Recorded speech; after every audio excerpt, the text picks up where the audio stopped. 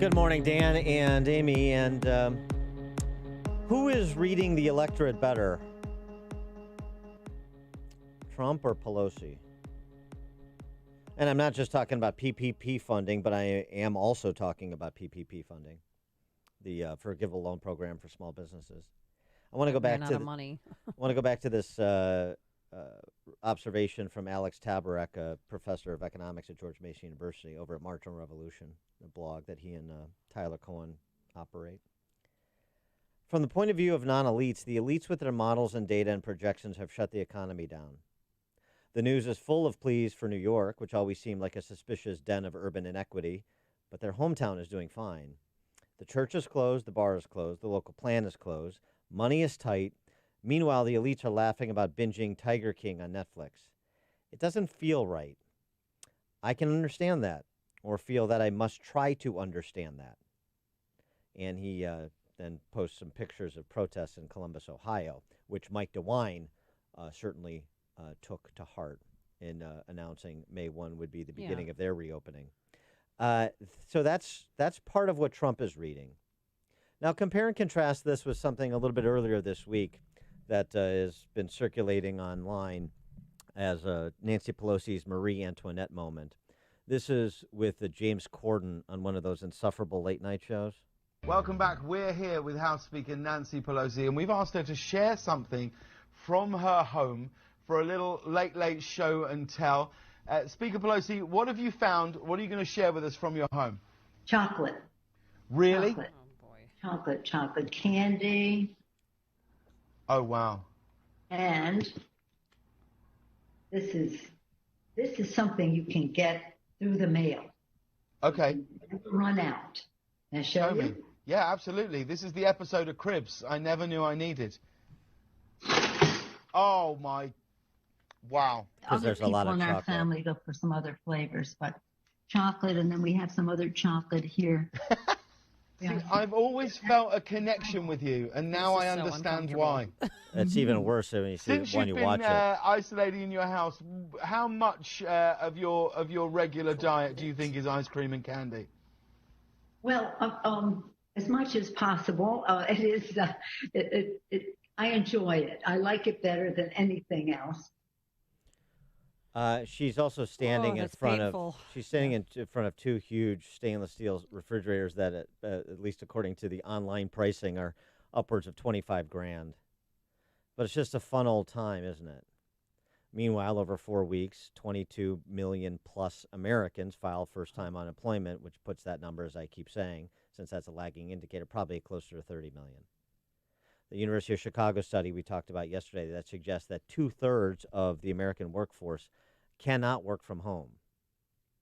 So you tell me who's got their handle, a better handle on the American electorate, the American people, Trump or Pelosi? Or maybe they both have a handle on their constituencies.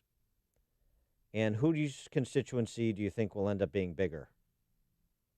For more on this, we're pleased to be joined by Bret Baier, Fox News anchor. Of course, he is the host of Special Report, 5 p.m. Chicago time on Fox when it's not being preempted by the task force briefings. He's also the best-selling author, number one best-selling author.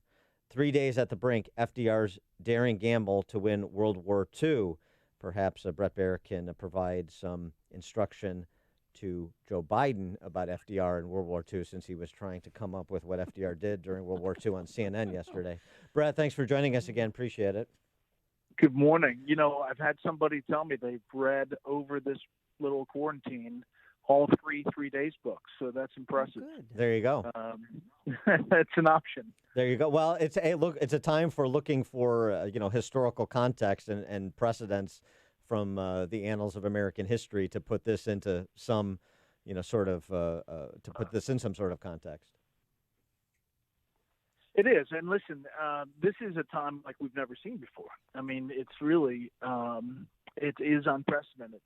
Now, you know, the going inclination is that you don't want to underreact to a deadly virus, but there is a teetering point here of, as you're talking about, 22 million Americans I mean, it's quite something. And if you think about that small business program, the PPP, they had 1.6 million loans go out, right? Mm-hmm. There are 30 million plus small businesses, and the whole battle about whether to restock that fund with $250 billion really starts to look bad as they actually run out of money as of yesterday. So Democrats, for all the positioning where they say, Trump has screwed up from the beginning, and they're casting all of the things, and there's no doubt that there were fits and starts, and he said some things that dialed things back, no doubt about it. But right now, what is happening, what they're doing, Democrats may be on the wrong side of that positioning. Well, and Jim Jordan tweeting out in furtherance of that position that House Democrats think they can give states federal grant money funded by American taxpayers to free prisoners and defeat coronavirus, but not to small businesses. That's a problem. That's a bad juxtaposition, I would think, for Democrats. Yeah, I think that this moment is turning the tide a little bit. I do think, listen, the blueprint yesterday presented by Dr. Birx and the president gives states, the checkpoints. What it doesn't give them is the tests. They're just not there. Maybe they'll be there, but for all the talk about, we're going to have these tests in CVS parking lots, and there's going to be this and this and this, and tests at home, they're just not there yet. And while they're talked about, they're just not mass produced. So that's the way that all these states get to the point where they can feel comfortable that they're making the right choice. Now, you've been on this since the beginning about where the coronavirus outbreak, where it started in this Wuhan lab. Can you elaborate, please? Yeah, our intel folks and sources that we're talking to say that it's not conclusive. They don't have conclusive information, but they do have increasing amounts of open source and classified material that point directly to that Wuhan lab for messed up handling of this virus. China was doing all kinds of things looking at coronavirus in that lab. Not that they're building it genetically. This particular virus, genetically, as they look at the map of the genome structure, is natural. So that it would have been studied and then jumped naturally in the lab and then gotten out to the population of Wuhan is something that they're increasingly looking at just by the amount of evidence that they're seeing. They can't make that conclusive judgment, but they can make the conclusion that right at the beginning, China did everything it could to cover up and to delay. And had their actions been changed, even a week before, but definitely 2 weeks before, they would have been able likely to contain it to one area, that Wuhan province. And so that's what they're looking at. And, it's not being talked about as a bioweapon, but as a major mistake that China obviously knew about early on because of the actions that followed. Help me reconcile something here. So Washington Post reported earlier in the week, 2018 memos coming from diplomats saying we have concerns about what's happening at this virology lab in Wuhan. And the point of the Post article was somehow the Trump administration was asleep at the switch as it pertains to that, whatever was happening at that lab, and they got cables to that effect.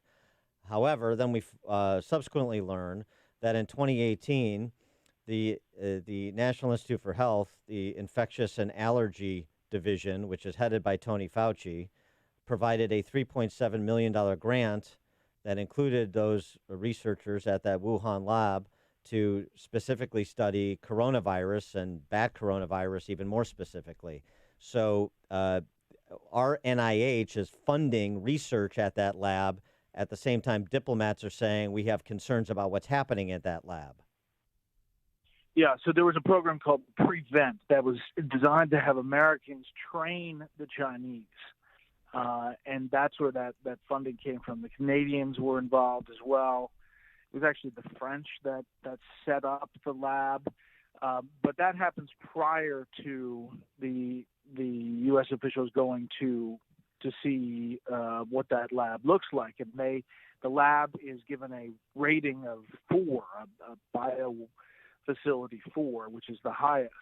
But those U.S. officials who go there and see it and interact with the Chinese say it's not operating like that. It's operating like a 2, which is much less secure. Hence the emails and the warnings, and that's all confirmed.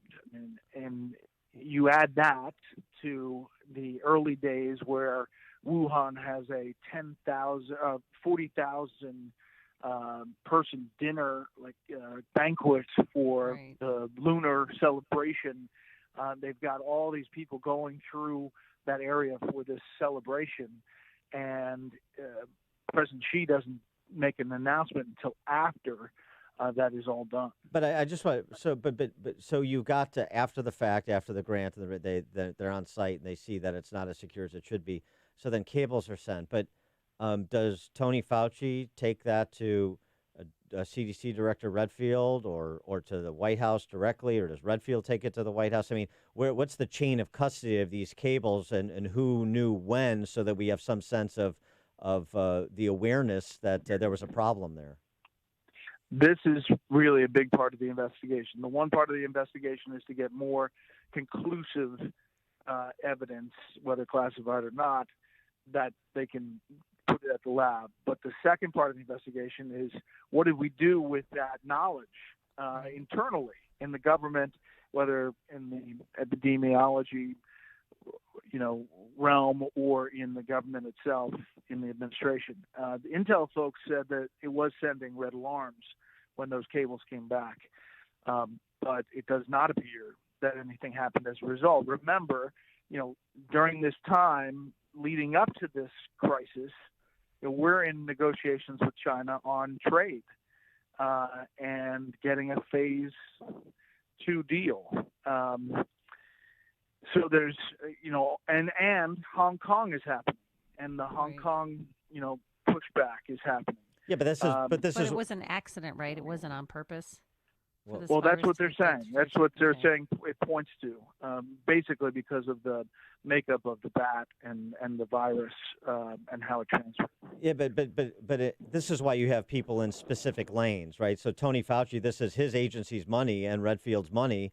They should be exercising oversight. So this is to me why the questions that should be asked directly of the people that are in this lane, responsible for this lane, because there's all sorts of people operating in all sorts of lanes, and then they all converge at the Oval Office and on the Hill. But there needs to be accountability at the agency level. This is also then where WHO factors in. Yes, right. Yeah, and, right. So they're kind of overseeing the whole thing too, and obviously are not playing a role in concerns about it. And the early days, with the rollout of what happened, there's a growing confidence in the U.S. government that the WHO was complicit, right. and that is when you lead to what has happened with the funding.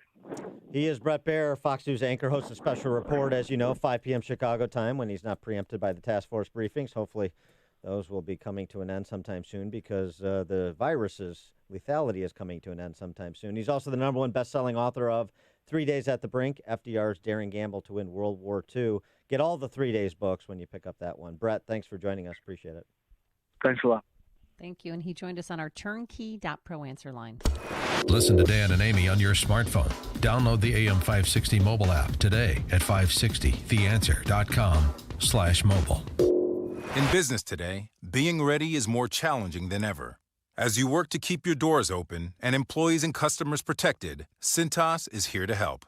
Our trucks can deliver essential supplies like soap, microfiber towels, disposable gloves, paper towels, toilet tissue, and safety glasses.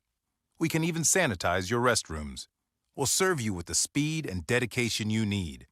Learn how Cintas can help your business stay ready at Cintas.com. If you own or run a business with an office or warehouse, now is the time to take action to keep your facility, your employees healthy. Right now, hospital and surgical grade disinfecting